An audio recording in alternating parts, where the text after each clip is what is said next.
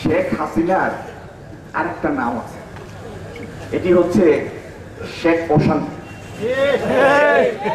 এই ভদ্র মহিলা যেখানে যান, যতক্ষণ থাকেন, যেদিকে তাকান, তিনি অশান্তি ফেলানোর ক্ষমতা রাখেন।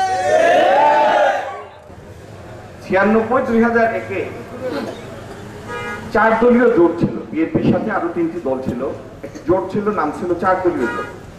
তখন আওয়ামী লীগ ক্ষমতায়, এই শেখ হাসিনাই তখন প্রধানমন্ত্রী ছিলেন। তো 4 দলীয় জোটের অন্যতম এক শরিক ছিলেন শাইখুল হাদিস আজিজুল হক সাহেব।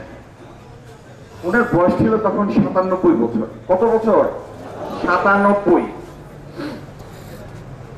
97 বছর বয়সের একজন বৃদ্ধ, যার পক্ষে ভাতের লোকমা মুখে নিতেও হাত কাঁপে নাকি। শেখ হাসিনার ইচ্ছা হলো তাকে শাস্তি দিবেন।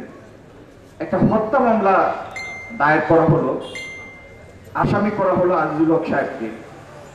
অভিযোগ হলো 97 বছর বয়সের বৃদ্ধ দা দিয়ে জবাই করে কাউকে হত্যা করেছে।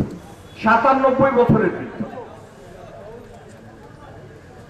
এই যে মামুনুল হক সাহেব, হেফাজতে ইসলামের নেতা মামুনুল হক সাহেব, তিনি বায়তুল মুকাররম মসজিদ থেকে নামাজ পড়ে এক আন্দোলনের নেতৃত্ব দিয়েছিলেন। কারণ তাদের বিবেচনায় বা তাদের কথা অনুযায়ী ভারতের যে প্রধানমন্ত্রী যিনি আসার কথা ছিল তখন, নরেন্দ্র মোদী, তার আচার আচরণ তাদের ভালো লাগে নাই। সেই জন্য তারা নরেন্দ্র মোদীর বাংলাদেশ সফরের প্রতিবাদ করেছিলেন।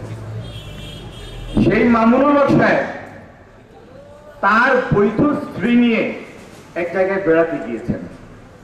আমরা সবাই সাক্ষী, বাংলাদেশ সাক্ষী।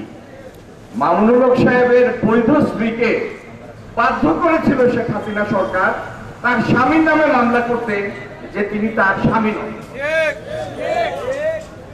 তার মানে হচ্ছে শেখ হাসিনার শাসনের একটা বৈশিষ্ট্য ছিল, যে সমস্ত জিনিস যাদের সাথে যায় না,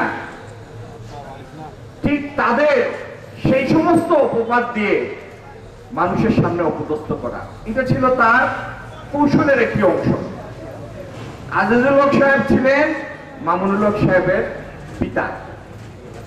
2013 সনে শাপলা চত্বরে যখন কওমি মাদ্রাসার লক্ষ লক্ষ শিক্ষক এবং ছাত্র সমবেত হয়েছিলেন, তাদের বিবেচনায় কতিপয় নাস্তিকের কথার প্রতিবাদ করতে, তাদের বিবেচনায় সেই বক্তব্যগুলি ছিল আল্লাহ এবং তার রাসূল সাল্লাল্লাহু আলাইহি সাল্লামের শানের খেলাফ।